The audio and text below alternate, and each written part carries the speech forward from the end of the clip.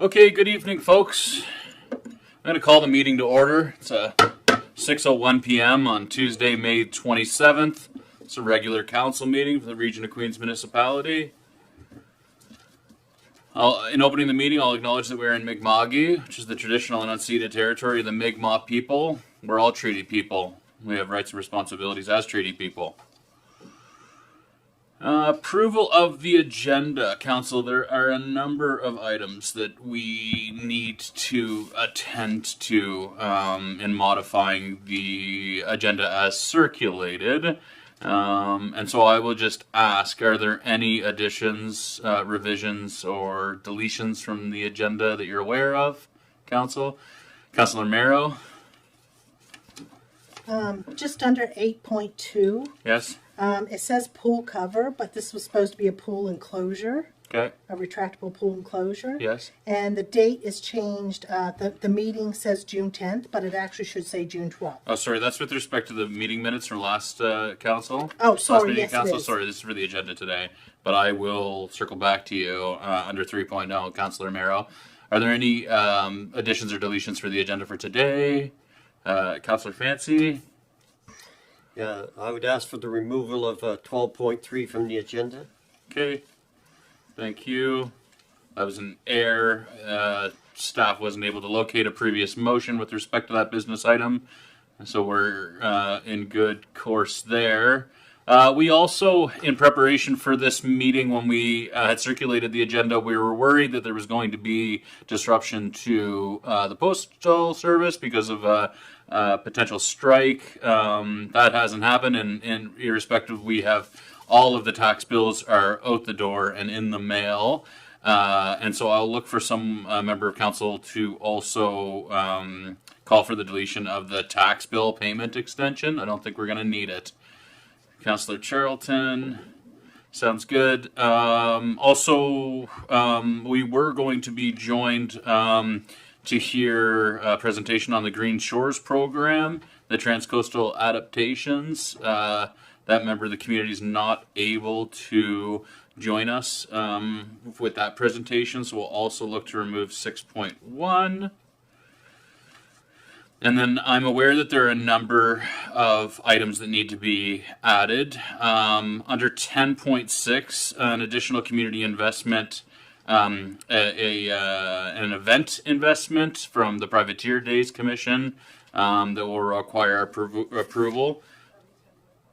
10.5 is it? Okay. Okay, all right, because we're taking the tax bill off. But I would like to treat it in order, just in sequence with the other community investment fund items.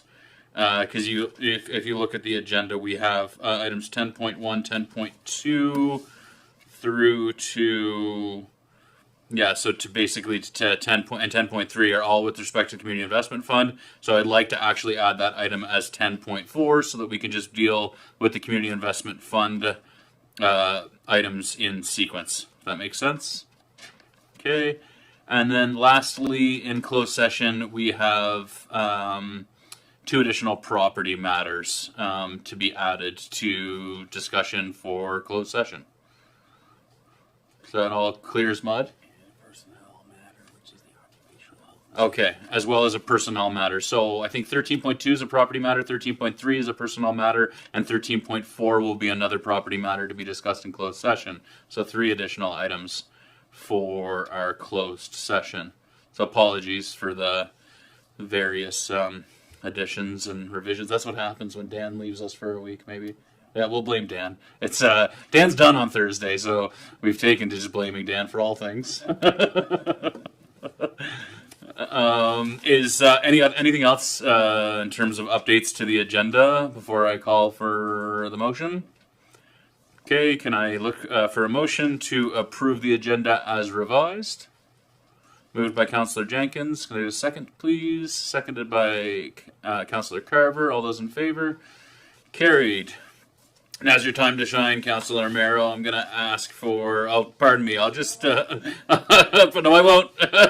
Unless you want to shine during this one. Conflicts of interest. Council, are there any real or perceived conflicts of interest? Sorry. Councilor Mayor does not have a conflict of interest that I'm aware of. Yeah.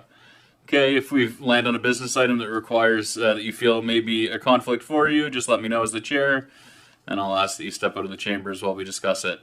4.0 is approval of the minutes. So for the May 13th regular council meeting minutes, Councilor Merrow, I believe you have a revision. I do. I'm ahead of the game here tonight. You are.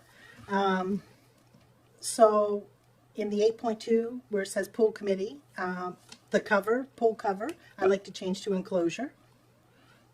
And our next meeting is on June 12th at 3:30, not June 10th. Thank you. June 12, not 10.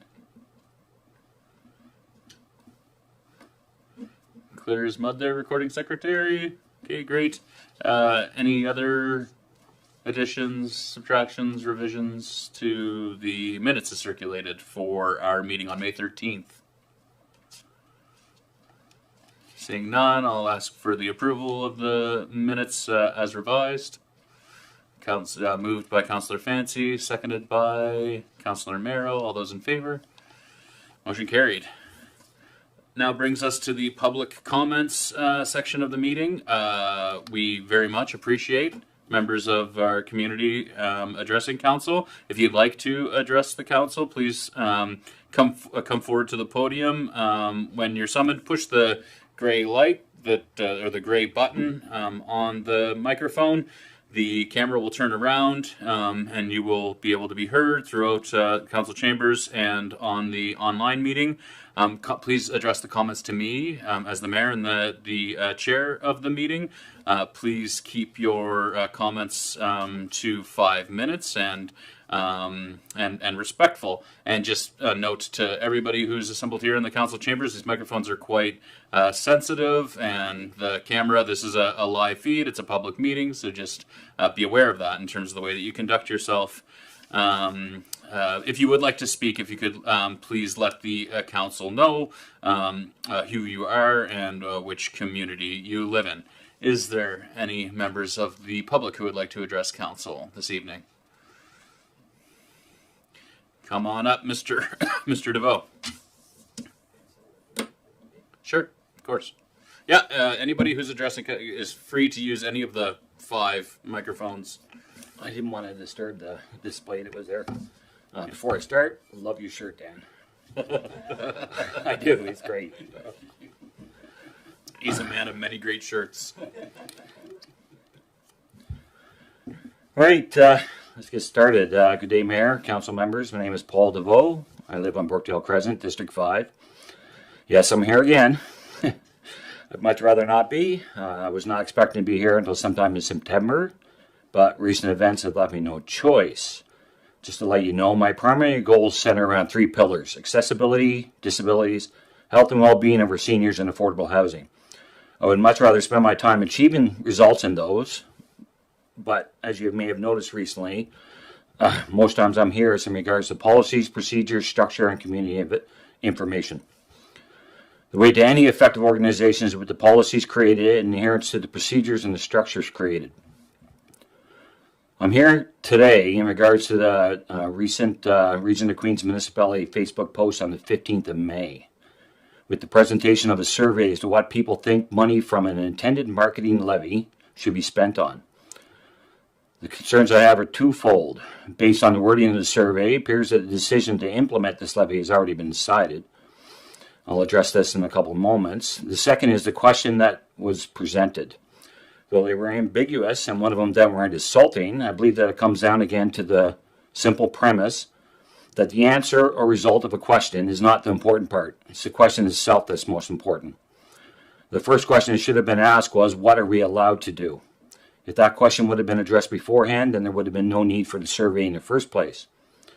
The marketing levy, Nova Scotia Bill 204, that was passed in 2022, was an amendment that added Section 75A to the Chapter 18 of the Municipal Act.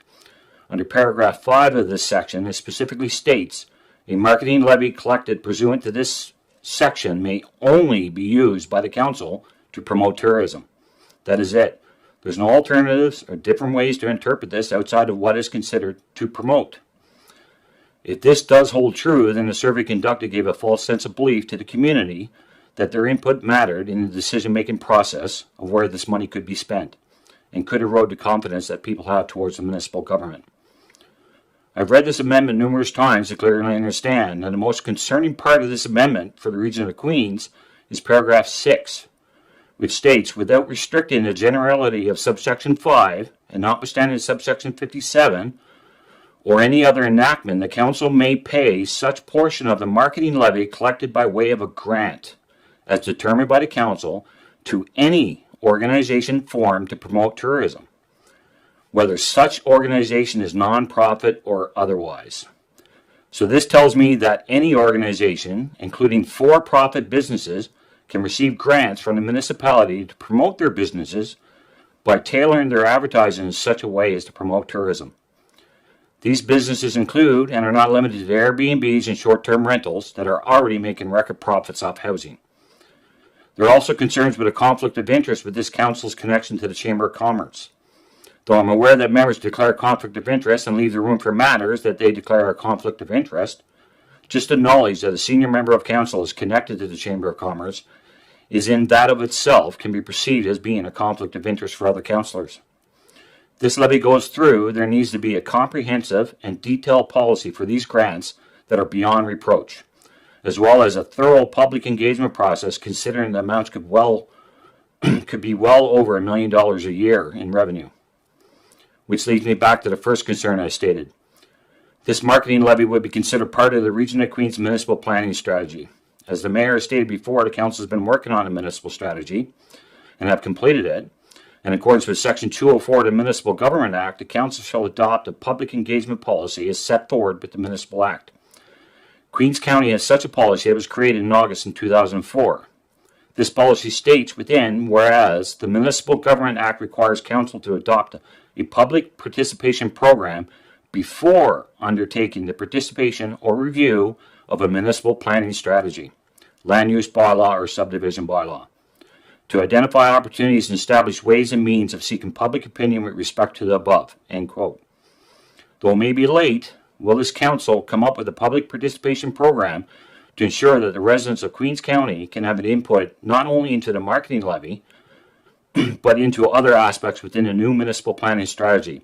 Since it is a requirement within the Municipality Act, I believe this is a good idea. I will conclude with this. If you take everything I have said and just disregard it and follow through with a marketing levy, it is not a good idea. Airbnbs and short-term rentals' primary goal is to make money. That is it. Their objectives may state for the betterment of tourism and local economy, etc., but their sole goal is to make as much money as they can. They have converted housing into a commodity. That is not an opinion. That is a fact. This levy is a cost on the user, where something should be put into place to tax the operator and make it less profitable to convert building or build housing solely for making money. These businesses reduce housing for our members of the community who want to live here and grow up here. They drive up assessment rates and only provide seasonal opportunities for workers. There is very little that municipalities can do to increase housing and affordable housing other than to voice support and write supporting documents to encourage low-income housing. But for a municipality to do the opposite and to not only acknowledge but to be complicit in the treatment of housing as a commodity and to make a profit off people is shameful. And here's a fun fact. Well, not so much fun. The municipality gives a property tax discount to short-term rental properties. You just don't know it. You look to PVCS. They provide a yearly discount to assessment values for short-term rentals that could be up to 25% off their assessment. I don't know the full amount because they keep all that information hidden.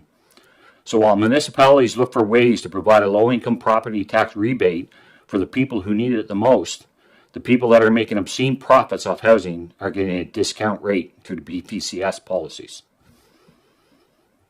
So I'm done, I guess. I have one observation though. As you may know, I've been coming here for close to 8 months to all the meetings. And in the past, I used to instruct senior staff on advanced instructional techniques. And when I would give a review after I was done with these courses,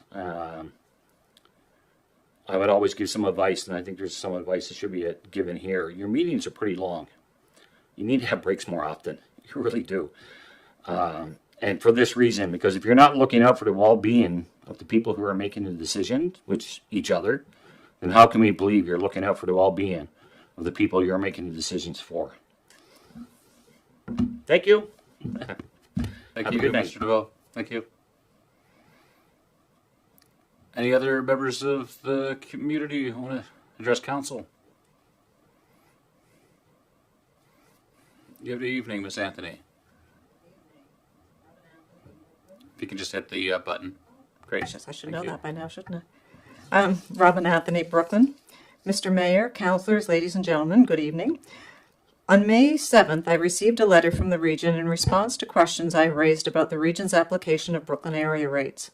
The letter stated that the region has the legislative authority for the current policy and area rates funding for the Brooklyn Cemetery and Brooklyn Recreation Committees. It further states that reviewing this policy is not a priority of the region, that there will be public consultations and voting in Brooklyn next year, and that until then, I should take my concerns to the volunteers in my community. To reiterate what I said at the last meeting, I will not be taking my concerns to the volunteers in Brooklyn because my concerns do not lie with them.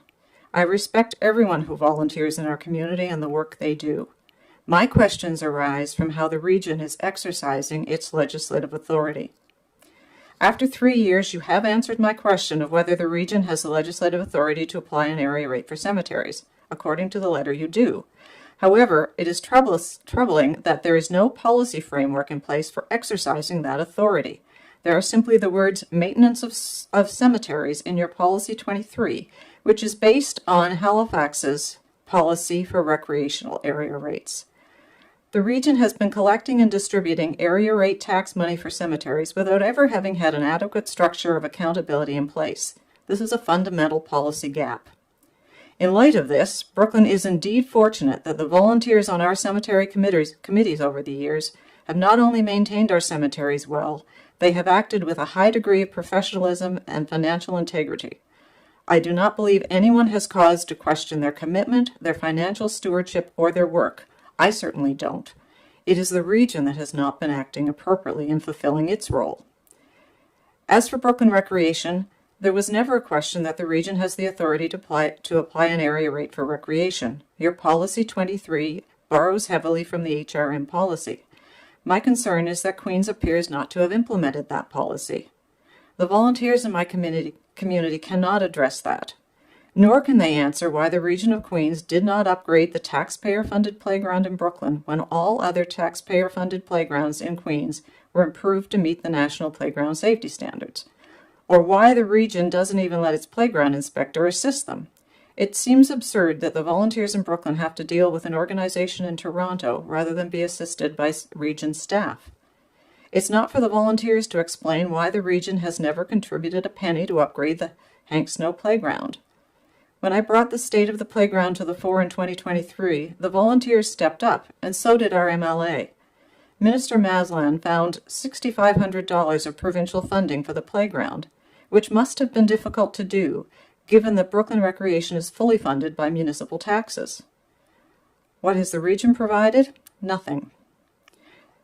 For 29 years, Brooklyn tax dollars have helped maintain halls and playgrounds and parks throughout Queens, but not a cent of municipal funding has flowed back into Brooklyn. 6 volunteers with a scant $35,000 budget raised from an area rate have taken on the responsibility of maintaining a hall, a playground, and a public park, with no support, financial or otherwise, it seems, from the region. Which makes it all the more disturbing that the region's response to my questions has been to try to deflect them back onto the volunteers. I will forever regret that I took my concerns about the state of the Hank Snow playground to the Brooklyn Recreation Committee. Had I known more at the time, I would have brought them directly here, where they belong. To restate the questions I have for the region, why is the Hank Snow playground not upgraded to the national safety standard when all other municipal taxpayer-funded playgrounds were? Why does the region not allow its staff to provide operational advice to the volunteers at Brooklyn Recreation? And why has the region not provided any funding to upgrade the Hank Snow playground? These are not questions for our volunteers. They are questions for the region. Thank you. Thank you, Miss Anthony. Was there any other members of the community who'd like to address council at this time? Anybody else like to address council? And I'll ask one more time. Anybody else? Okay. Thanks very much. Just 6.0 delegations and presentations. So yeah, 6.1 we don't have. So 6.2 is the track and field project up in North Queens. North Queens Active Living, and we're joined today, and I'd like to wish a warm welcome to Alyssa Short, who's going to present on behalf of the North Queens Active Living on this project. Thank you very much, Mayor Christian and Council, for having me. There we go. All right, so as Mayor Christian said, I'm here on behalf of Active Living to talk about our school field. So a little bit of history is up on the PowerPoint. It was, I call it a field and not a sports field because right now it's not usable as such. What we have was constructed about 40 years ago. It wasn't made to spec. The red outer circle there is what a field should be. Ours is considerably smaller and actually not even an oval shape if you look closely. And so the result is that our athletes are not able to train at the school, and that has historically been the case. Many of you recognize Jenna Martin, one of our Queens County Olympians. She went to North Queens and had to drive 2 hours in order to train out of Bridgewater.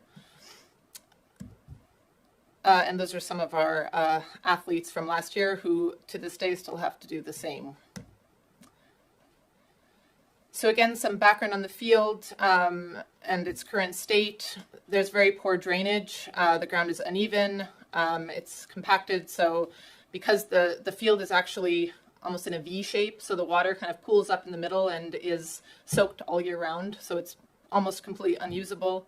There's no fencing, so there is unfortunately frequent damage from people doing donuts in their ATVs on the field. So whenever we have tried to fix it up a little bit, that is reversed because there's no fencing. Running track's unusable, the jumping facilities are unusable. We've got an outdoor classroom, but again, not used because it's in poor condition. And yeah, it's to the point that the students are not even able to use the field for recess or for sports or anything. Oops. So there's a couple pictures of the field. There's our outdoor classroom. On the top right there is our accessibility ramp. It is too steep and too uneven to actually be able to get a wheelchair up there. So although it's called an accessibility ramp, it really is not functioning as one. That's a picture of the track. It is, again, not usable most of the year. It looks like that. And now to what we're doing. So we've been working on this for a number of years now, but it's only really gotten traction in the last year. We were able to do a options analysis last year. We got in a landscape architect to help us think through some possible designs to upgrade the field, to turn it into an actual sports field and track. We looked at a bunch of different designs, but what we went with was a 325 meter track, and that's smaller than the 400 meter regulation track, but we went with that because the groundwork needed to get it to regulation size would have tripled the cost of the project. So we're also being a bit practical. We've gone with a natural turf field. It'll have fencing, of course, and very importantly, it'll be a very good quality walking track that can be used by the whole community because we really don't have anywhere for our community members to walk right now. So there's the design. So there's also a long jump there on the left. There's a shot put on the right.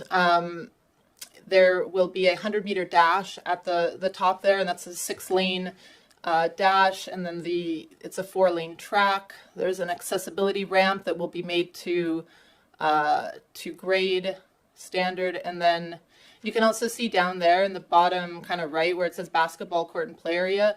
That's where our kids are able to play right now.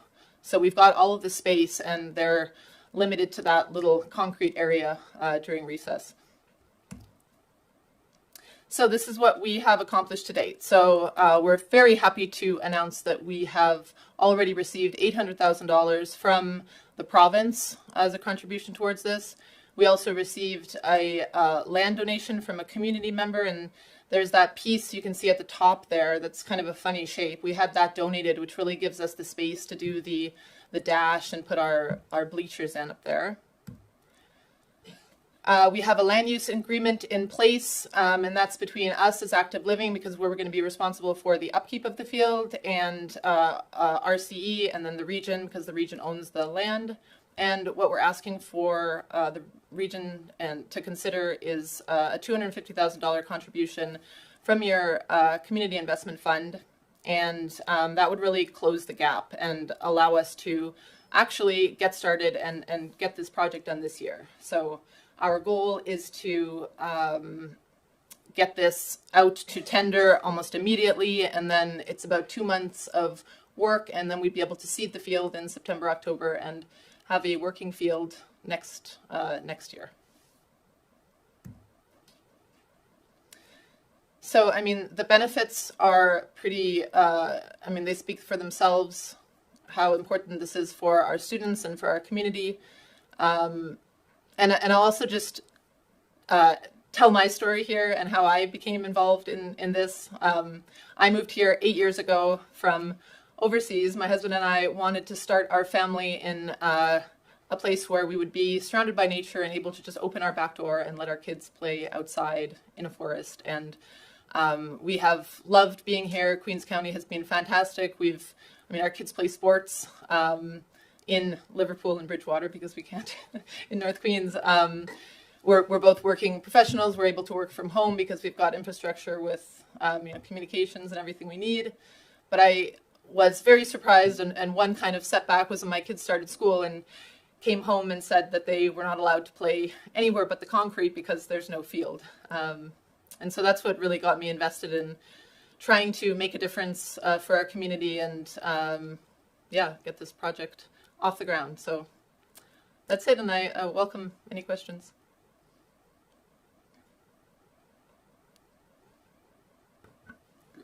If you go and just do deselect your button, so that way members of council can. There you go. Go ahead, Councillor Wenzel.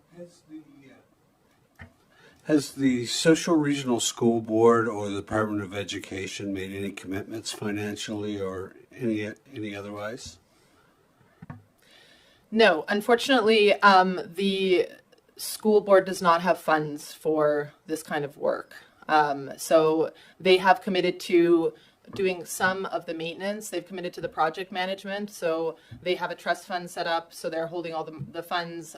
They are going to be managing the project in the tendering process. But in terms of actual financial commitments, no, they don't have anything available. But the province has contributed $800,000, right? Just not the RCE or education specifically, right? Any other questions, Council? Go ahead, Deputy Mayor Charlton. Thank you. No questions. Just really excited. As you probably know, the turf just went in South Queens here, and there's so much excitement in the community. And with North Queens being an hour from here, I think it's important that our community members in North Queens get the same kind of excitement and have accessibility, access to safe, accessible recreation. So it's just amazing. Thank you for your work. Yeah, thank you for saying that, because we've also been very excited about the new track here. And unfortunately, it's just such a long drive, especially for those of us that live on the other side of Caledonia.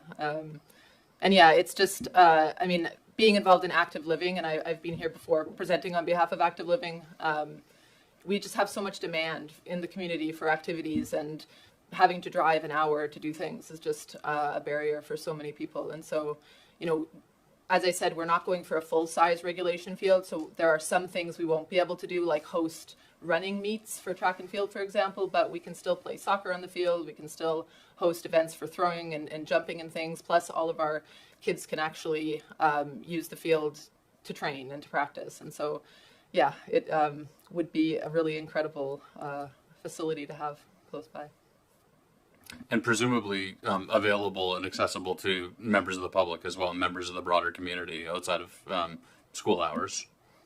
Yeah, exactly. And so active living, one of the original reasons that we formed active living was for school use, because we don't really have any other facilities in the community where, we've got the indoor gym, we use the halls for walking in the winter so that people have somewhere to walk. And that kind of school use agreement has been set up through active living, and it will extend to the field, and we'll have our active living coordinator scheduling events and things and use of the field. So absolutely. That's great. Any other comments or questions from council? Or go ahead, Councillor Jenkins.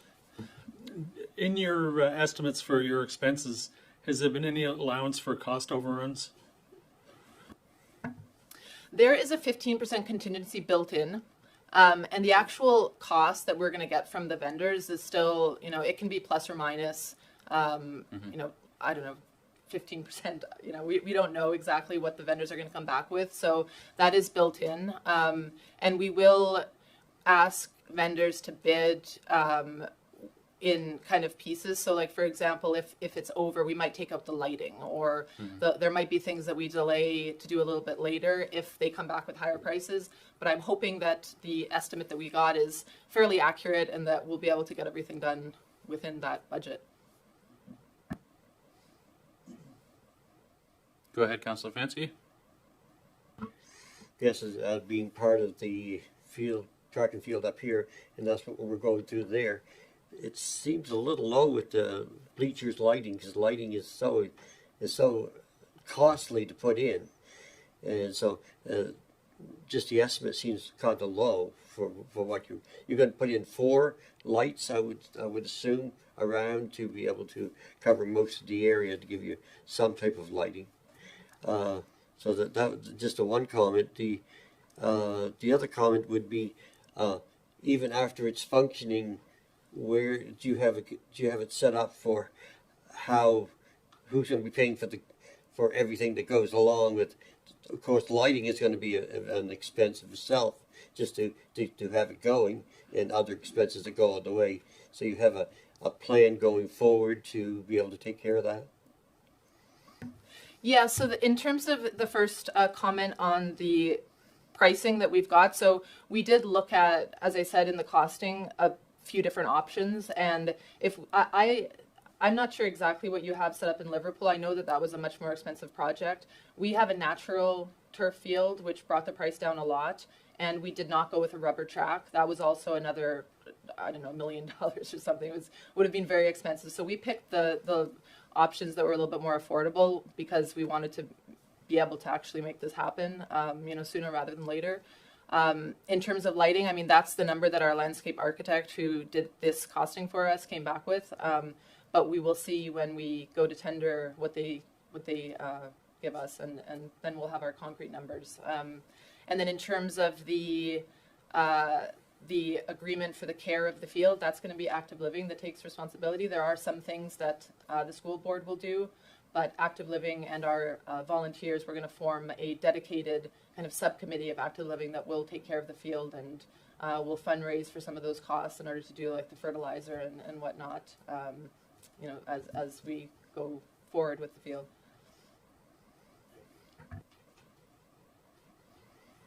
Anything further? Go ahead, Councillor Jenkins.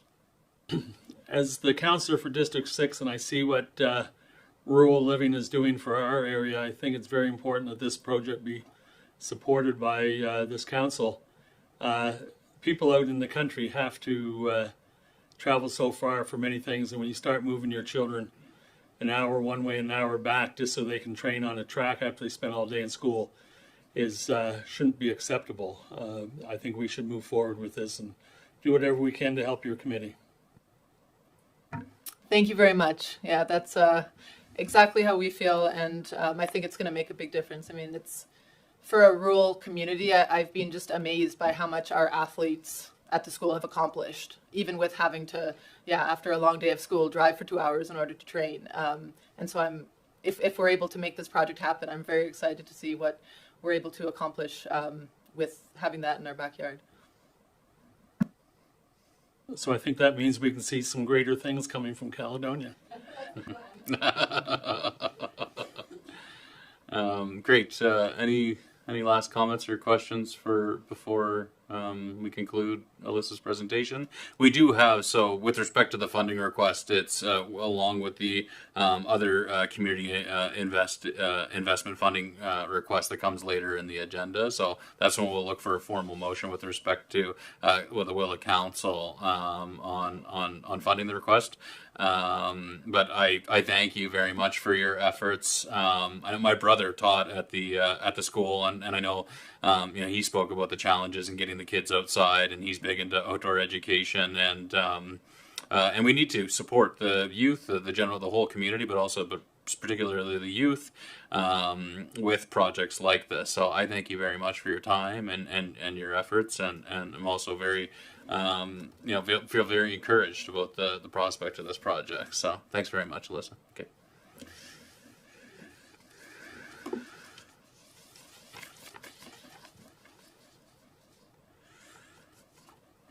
Okay.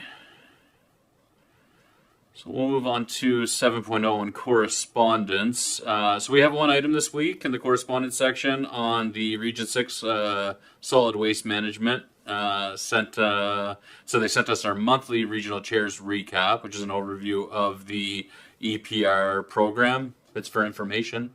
I'm not sure if there's any questions or comments or discussion on it. Go ahead, Councillor Jenkins.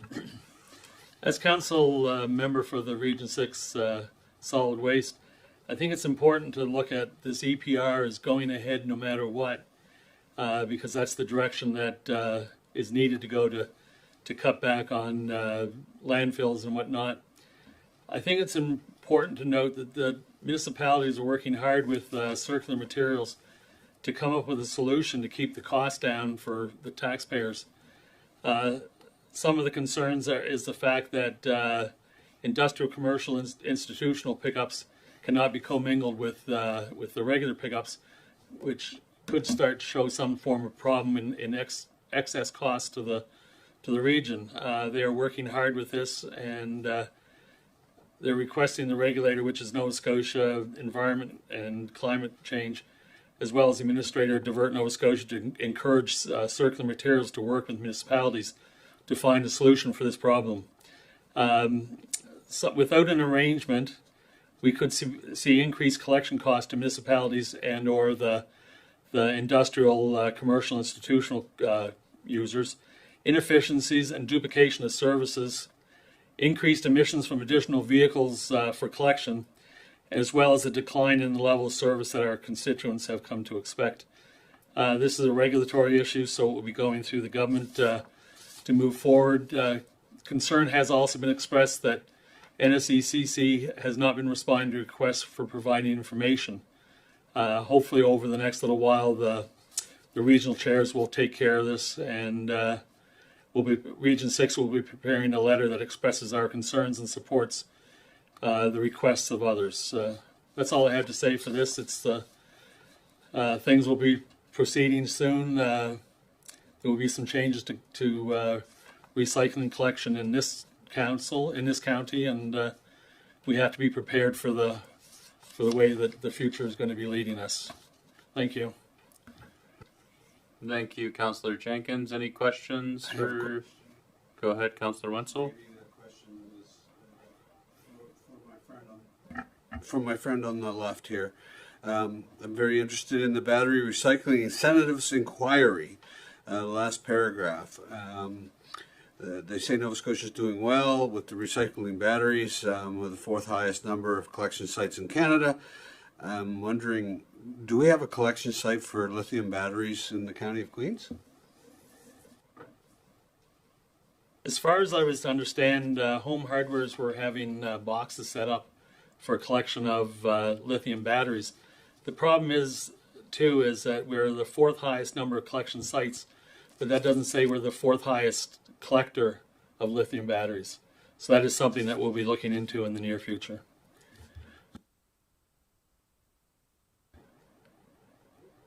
No definite sites that I'm aware of. They were supposed to be at Home Hardware, and I'm not sure if they are or not. Thanks. But I will check into that.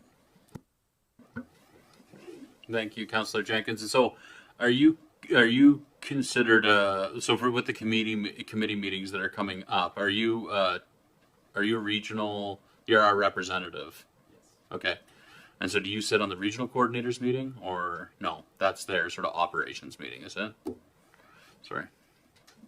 I sit on as one of the committee members for Region 6, Right. which is from Hants County right down to Shelburne County. Right. Okay. Great. Thank you. And for those following along from home, EPR stands for Extended Producer Responsibility, which is sort of ushering in a new regime where those producers of commercially available goods that are packaged in papers and plastics are eventually it's their responsibility to deal with the handling of them. Right now, we're dealing with papers. All right. Right. So right now we're dealing with the collection of paper. The whole idea of these programs is that the cost goes back to the producers, it gives them a chance to put a price tag to what their packaging is actually costing them over and above producing it at a plant. Mm-hmm. But also as the end user, and it goes back to recycling, the fee that they have to pay, they can also look at redoing their packaging to become totally economically effective, as well as less paper going to the landfill. Right. And they can adjust those costs based on having to pay for the end user. Thanks, Councillor Jenkins. Okay, so amazingly, that's it for correspondence. I think we had a pile last time. I think it's sort of peaks and valleys, I guess. So moving ahead to committee reports. So in this section of the meeting, members of council bring reports from committee work that they've been undertaking. I understand that Deputy Mayor Charlton has an update from the Planning Advisory Committee. Take it away. Thank you. I did have the mayor give a brief update at the last meeting in my absence, so hopefully this makes sense. But quickly, Planning Advisory had met because there was a request for a commercial property to be changed solely to residential, which currently is not allowed in the land use bylaw under our municipal planning strategy. So after that meeting, there was another meeting held on May 15th, and we as PAC met to review potential draft amendments, what they could look like if we wanted to consider moving a motion to how that could be supported for council discussion. PAC was uncomfortable moving a recommendation forward without public engagement, knowing that either allowing this use by right or by development agreement could open it up to some significant change. And with that being such a significant change, PAC felt that there should be some thorough public engagement done before PAC was comfortable passing any recommendations along to council.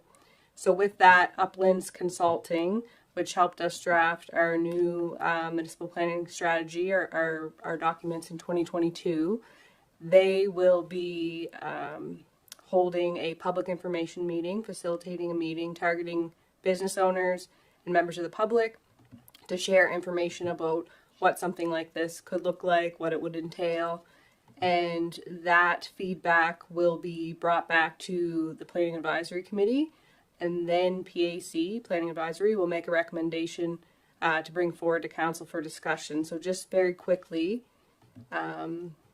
the public participation meeting will be advertised, estimated the week of June 9th, The engagement will start the week of June 16th, so there will be a date, it's not been confirmed yet, where members of the public, business owners, can drop in and get information on this proposal, ask questions, etc. There will also be a survey that will be open until June 23rd. There will then be an engagement report prepared for council, estimated to be in by Friday, June 27th. We will meet for our next PAC meeting, I believe it's July 5th, and then PAC will then make a recommendation based off all the information that was shared, what we heard during this engagement, and then it will come to council for discussion on July the 10th. So that's just sort of a tentative timeline. And I also just wanted to note that in the past, I believe we've advertised on our website if we're having, any kind of information session, or I don't believe that we have reached out to business owners necessarily for all things in the past, but I think for something like this, it would be important for staff to reach out to business owners to ensure that this meeting is taking place, and just so that the public and business owners are aware where they can find this information, how to engage in the survey and things like that. Also recognizing that council members can do that too, but I just wanted to highlight that in the event that our CAO felt it would be appropriate for a motion to be put forward. I'm not sure that it is, but I'll leave that up to him. Thank you. Thank you, Deputy Mayor. Dan, I think you're okay with that. Yeah. Okay. Great.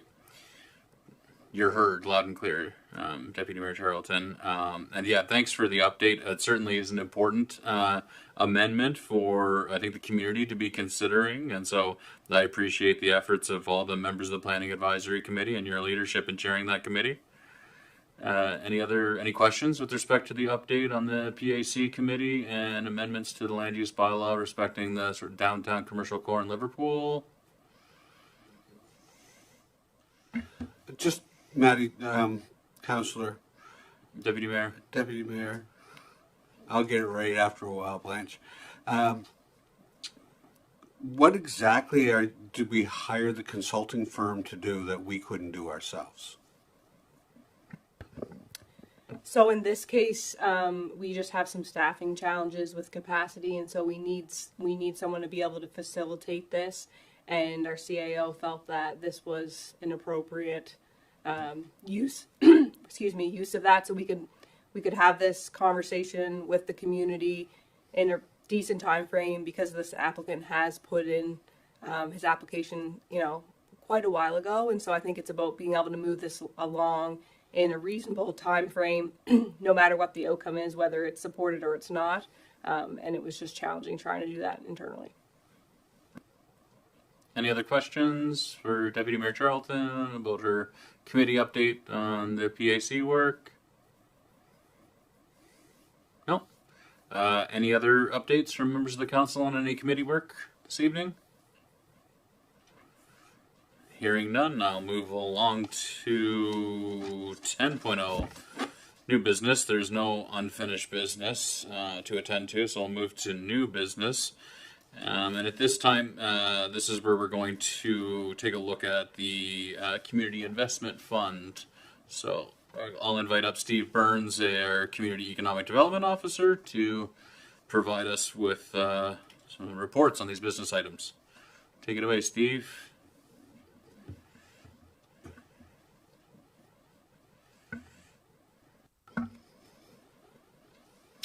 Well, thank you, Mayor Christian. First one, do you wish me to just surmise all of them? Let's do them one at a time. One at a time? Okay. The first one that's on the docket is operational funding support for the Queens County Museum, and that is funded through Queens County Historical Society. And the request is for $10,000 in operational funding support. Just a procedural question. What's the threshold for when it requires? Do they always require council approval of any amount? $1,000 and over. Over $1,000. Yeah. Okay, thank you for clarifying that. Council, any questions about the ask for the Queens County Historical Society? So this would be for operating expenses. Okay. Correct. Yeah. Questions?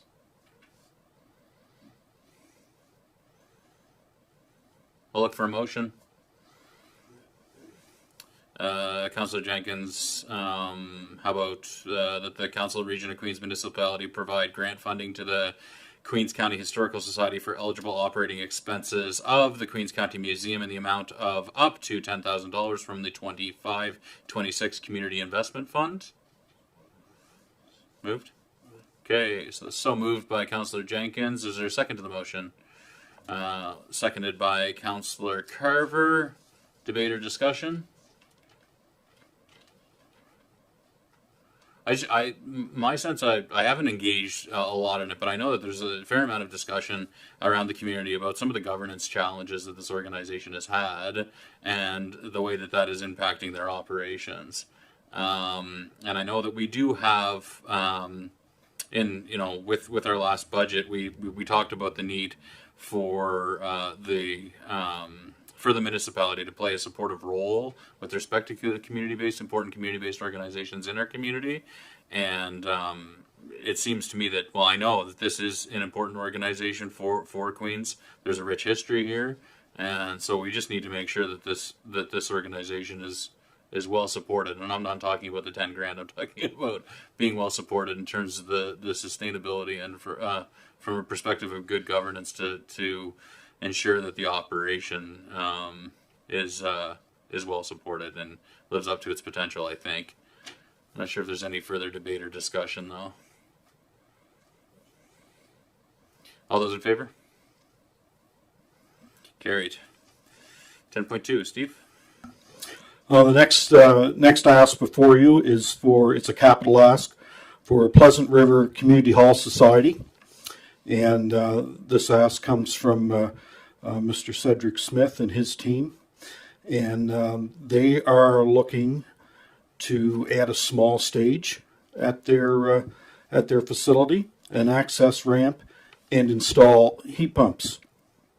So they have acquired approximately 50% funding for the project, which is totaling around $16,000.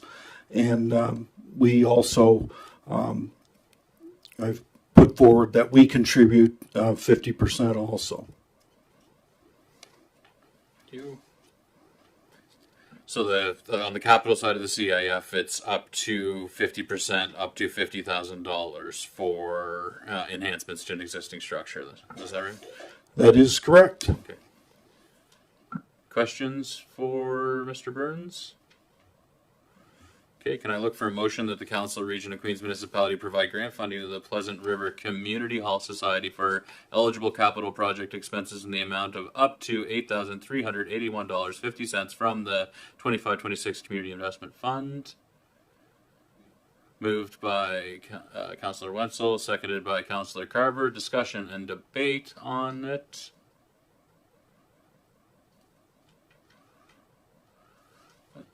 Any discussion or debate? Okay, I'll ask the question. All those in favor? Carried. Steve? Okay, next before you have a new capital request from North Queens Active Living Society. Alyssa did a wonderful job articulating the background of the project. This is for the new North Queens track field and complex. To be supportive of a natural grass turf soccer field, 4-lane, 325-meter crushed stone running track, 6-lane, 100-meter dash track, throwing sports elements, long jump, triple jump elements, a fence to surround all the elements, multiple sets of bleachers as prescribed in their plan, assistance with field lighting and irrigation system, and safe and accessible access to the field area. There were very few items that were removed from the original scope of this that were to be considered in support. Approximately $40,000 of items were removed. Those items have additional support in plan right now or can be fundraised by the group. And we're still exceeding $1 million costing exclusive HST, of which they're eligible for up to 25% with your support. Any additional questions of myself? Council, I know we had a good opportunity to ask questions of Alyssa. I'm just wondering, any questions for Mr. Burns on this one? Okay, I'll look for a motion that the Council of the Region of Queens Municipality provide grant funding to the North Queens Active Living Society per eligible capital project expenses as noted in the amount of up to $250,000 to be funded from the accumulated surplus. Moved by Deputy Mayor Charlton, seconded by Councillor Carver. Discussion? Discussion and debate on it? I know I heard some supportive comments during Alyssa's presentation on behalf of the NQ North Queens Active Living Society. So clearly, this is a big ask and needs to be funded from the accumulated surplus. So a little bit different than with the smaller ones that fall within the parameters of the monies in the Community Investment Fund that are already allocated to the Community Investment Fund within the budget. So it would need to be funded from the accumulated surplus.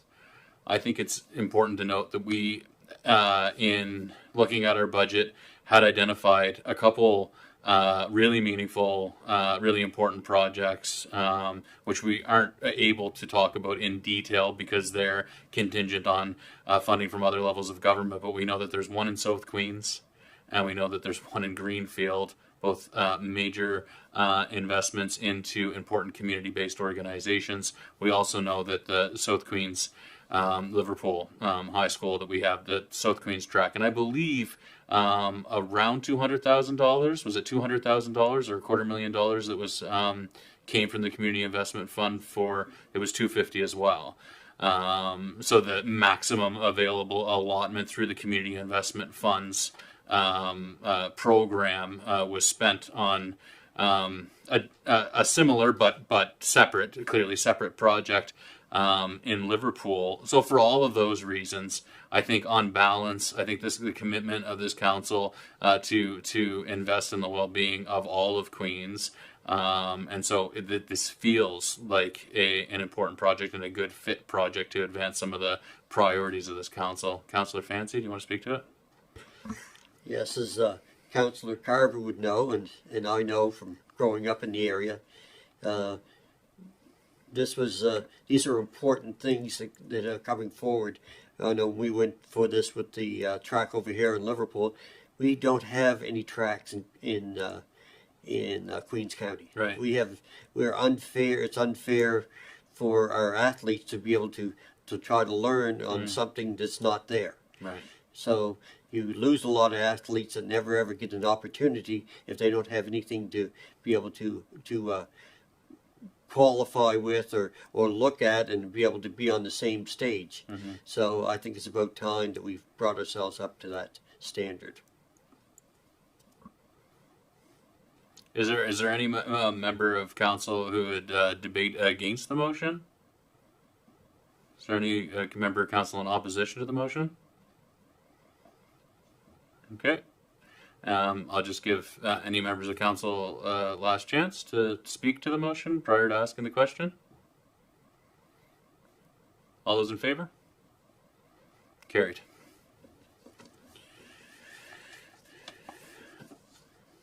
Your final item for consideration under the Community Investment Fund this evening is an events investment fund item.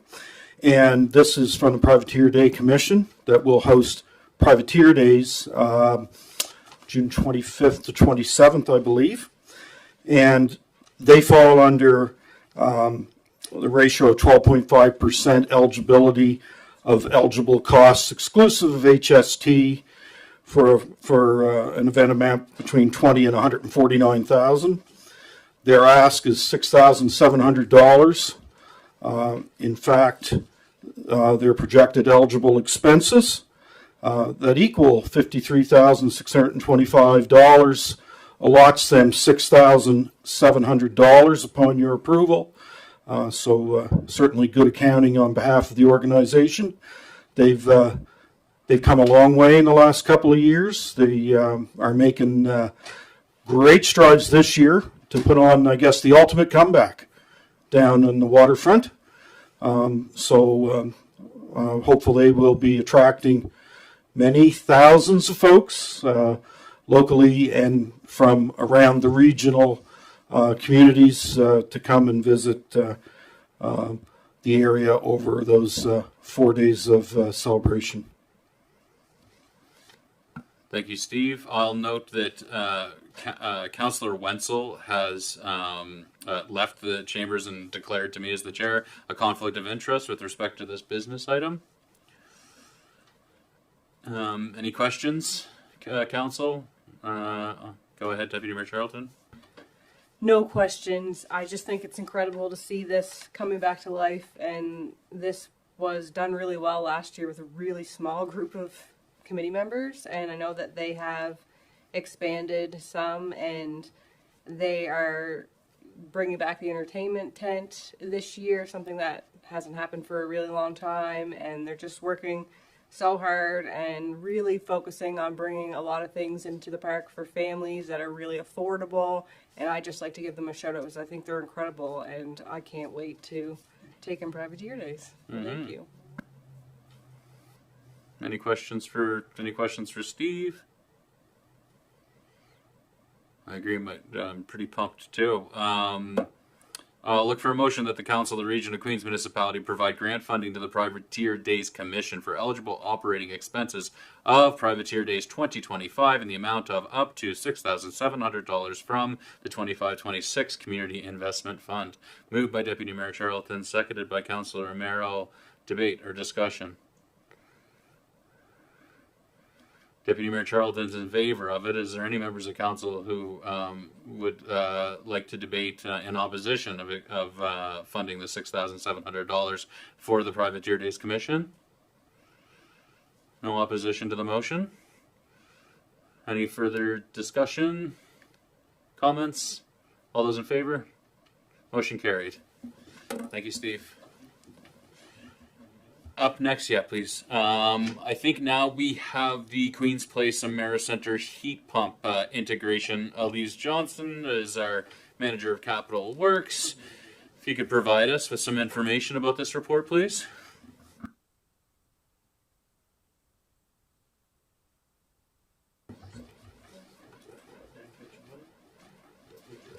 Do I wait for a counselor? Am I waiting for counselor to return? Okay, I'm on. Okay, good evening. So this is about the Queen's Place Americenter with the pool extension. So as a background, if you're not aware, Queen's Place is heated as a result of the ice making. So when you have the ammonia compression, you have the heat transfer, you capture that heat. And that helps with their space heating, their in-floor heating, but a lot is lost that is not taken advantage of. And the oil-fired burners or boilers are the secondary source. So we spend, it was 80, 90,000 a year on about 100,000 liters of oil. And meanwhile, we have a pool project coming online that has heat pumps as backup to capturing some of this heat exchange. I mean, that was the primary way of heating the pool, getting the 4 months, kind of expand your swimming season. Use some of that released heat, capture that, but have your heat pumps. So we have 275 kilowatt heat pumps sitting at the pool for the summer, but then maybe 8 months we're not using them at all. So if we put them at the back near the Zamboni door, we can integrate them into the ice making plant, thereby reducing our dependence on oil. I think there's a lot of support to move in that direction from the province. There is a current cost right now of about $100,000, which is heavy on the contractors to integrate both physically and digitally, like the operations controls, into the plant. So that has to be committed up front. There's potential for rebates from Efficiency Nova Scotia for grant writing. It may fit in the budget, but we can't commit to that now. The pool contingency, for example.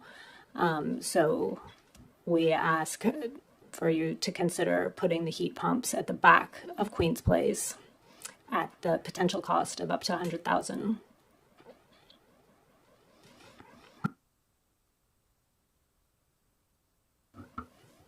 Thank you, Elise. Questions, Council? Any questions on the report? Go ahead, Councillor Jenkins. I've read the report over quite a bit. In fact, a couple times, and checked up on other forms of information. And it's got to be a no-brainer to do this.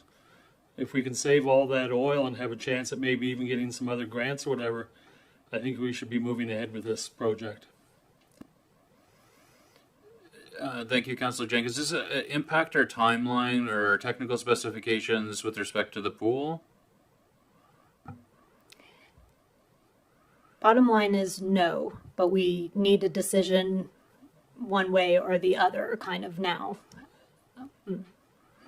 Okay, as long as you get a timely decision, you should be okay on the project side. Sure. Any other questions? Well, let's debate a motion. I'm going to look for a motion that the Council of the Region of Queens Municipality approves the unbudgeted expense of up to $100,000 to be funded from the accumulated surplus for the integration of heat pumps into Queens Place Amera Center's building heat, the Queens Place Amera Center building's heating system. Moved by Councillor Fancy, seconded by Councillor Jenkins. Debate, discussion, further comments? Anything further, Council? Quiet group tonight. Must be because it's so nice outside, eh? Good thing we're only meeting once in July and once in August. I agree. I mean, it looks to me to echo Councillor Jenkins a bit of a no-brainer here. I think from an expense perspective, but also from a greening perspective, getting away from burning so much oil in the facility there's a win-win there, and so it makes all the sense in the world to me. Go ahead, Councillor Fancy. Will we ever come close to shutting off the oil with this? I mean, the oil is mainly for this part of the project, right?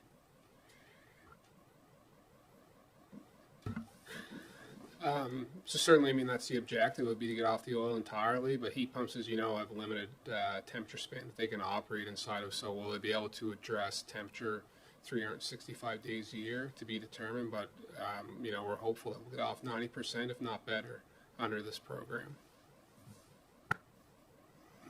That's great, and I think it's important too that I know in the last budget, carving out staff resources to ensure that we have capacity to take advantage of the best available rebates and grants programs and whatnot, and so certainly I think that it would be appropriate for us to explore any and all options to offset that $100,000 from the municipality in funding this this project for sure. And I feel it seems promising to me that we should be able to do that. Yeah. Okay. Anything further, Council? I'll ask the question. All those in favor of the motion? Carried. Thanks very much, folks.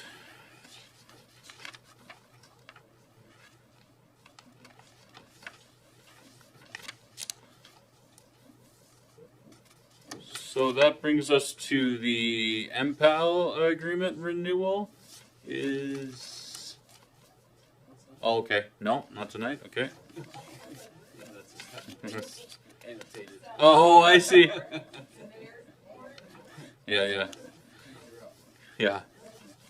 I have no mayor's report to table this evening, except to say that I'll have one for our next meeting of council. We're preparing, Councillor Wenzel and I will be traveling to the Federation of Canadian Municipalities Conference, which starts on Thursday, so we'll be en route to Ottawa tomorrow, and I'm hoping that there should be some interesting opportunities and connections and items of business to speak to in my next mayor's report, reflective of the work that we're able to take forward at the Federation of Canadian Municipalities Conference.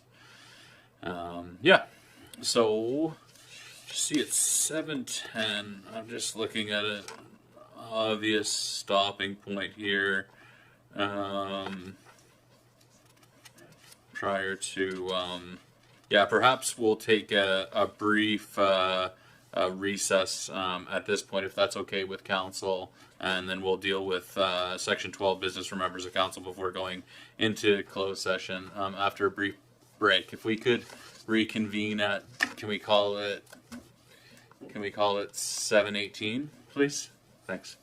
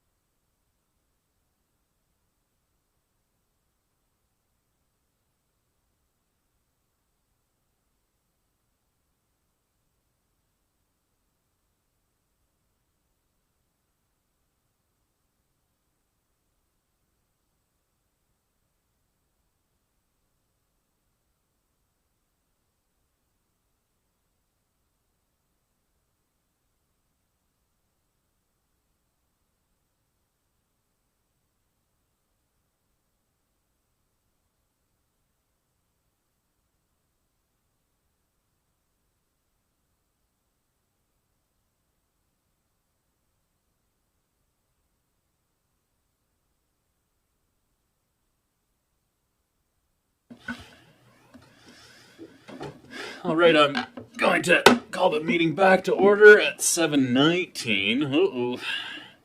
We're slipping. Moving on to business from members of council. Deputy Mayor Charlton, I believe you wanted to bring forward a business item with respect to hybrid and virtual attendance for council and committee members. Yes, thank you. We have had some conversations before in the past about allowing for, to clarify, this was in a previous term, but allowing for virtual hybrid attendance for council members, but we didn't have the best technology when these discussions originally took place. Council members were not equipped with individual laptops and set up with the necessary technology. So I'd like to bring this up now, recognizing that I could not attend the last meeting. My daughter was unfortunately quite ill, and it's a miracle you folks couldn't hear me from home as I watched online. But I think it's important to address this.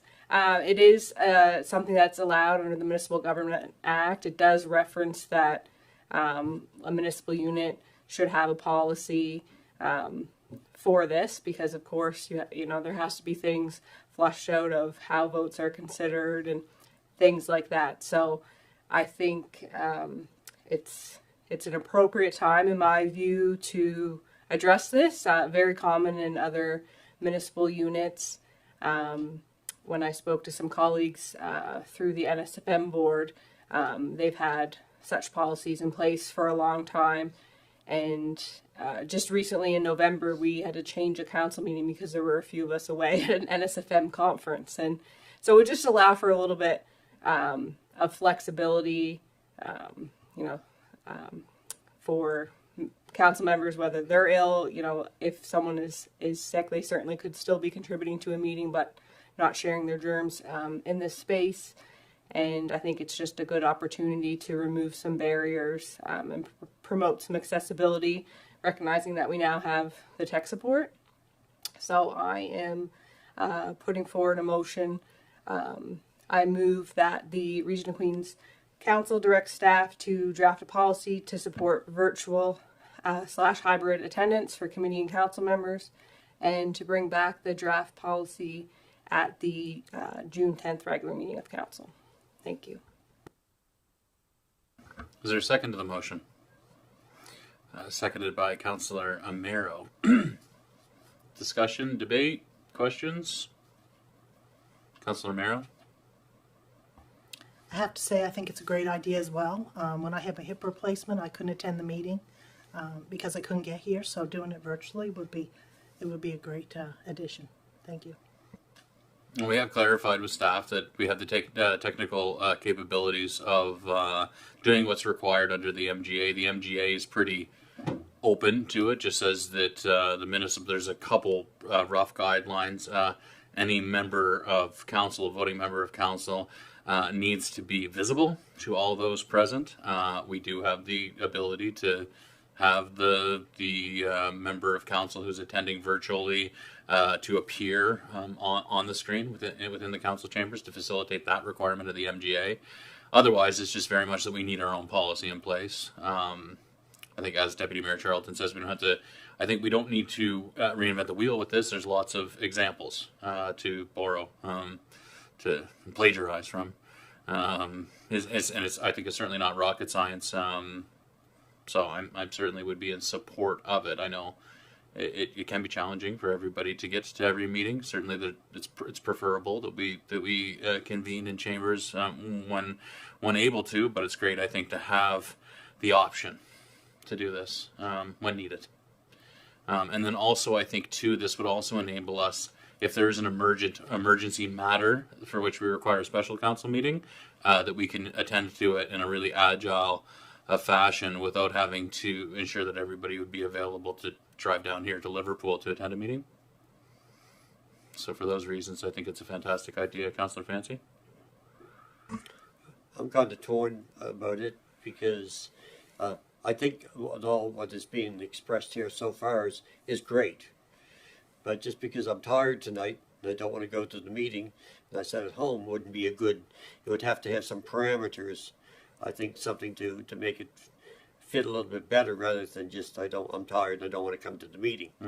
But I don't know if that's what we're debating here now. We're just, because all we're saying is we want to direct staff to bring back a report. Yeah, that's and right. That's all we're doing right now. So, Yeah, so that's we're right. saying, do we want to direct staff to bring back a report? And I'm all for that. Yeah, I think though, in as part of the debating the motion too, and any other direction that you could provide with respect to your expectations as a member of council would be helpful. And I know in preparation for this, there are some of the other examples of other municipalities do have more structure with respect to how many meetings in a row or how many meetings overall and parameters like that to ensure that it's not abused or misused. So I think it would be helpful perhaps to just communicate that informally to staff that there is an expectation to look at those elements of the other, of what a good policy around this could look like, for sure.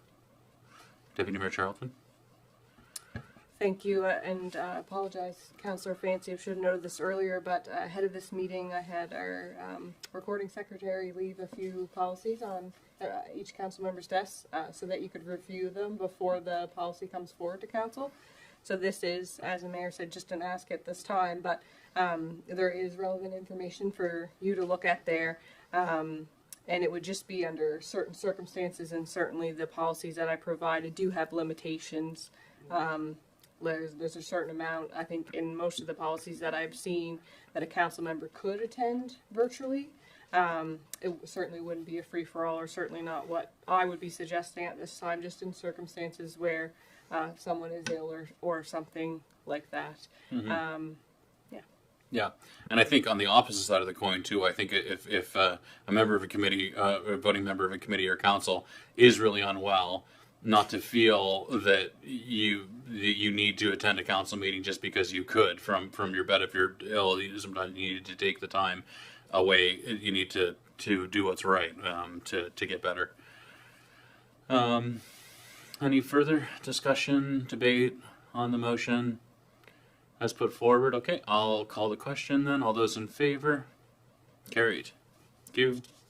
12.2 is with respect to a sign installation request from the Greater Malaga Lake Lot Owners Association. Councillor Jenkins and I received an email along with Minister Maslin from the Greater Malaga Lake Lot Owners Association requesting that somebody install approximately 30 to 40 signs on a private road within the association's land. And when I say somebody, I mean the province or the municipality. Councillor Jenkins, would you like to speak about this business item? So in this email that we received, the Greater Malaga Lake Lot Owners Association has already gone ahead with the production of 30 to 40 signs before we were even asked about this to install the signs for them. The signs are ready for installation. They're seeking our support, but it should be noticed that in a policy that the region has is that there were signs already put in place, and those are the original signs. After that I believe the policy says that the road owners or the lot owners are responsible for replacing any signs after that.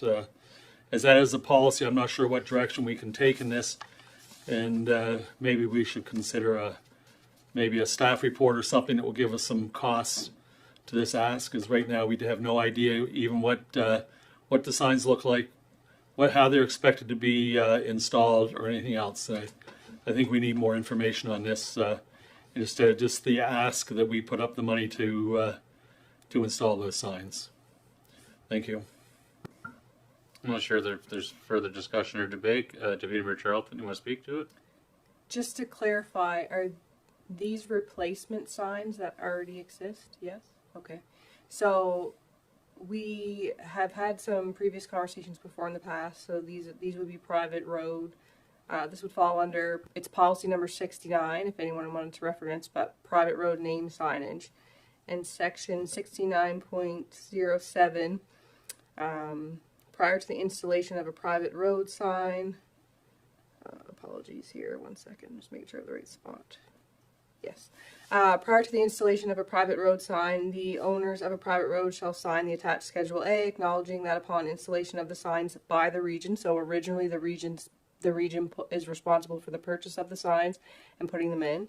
The maintenance and replacement, if necessary, becomes the sole responsibility of the private road owner or owners, and shall be subject to the region's civic numbering and signage of streets and roads bylaw. So there is a policy that says any replacement or maintenance is on the private road owners.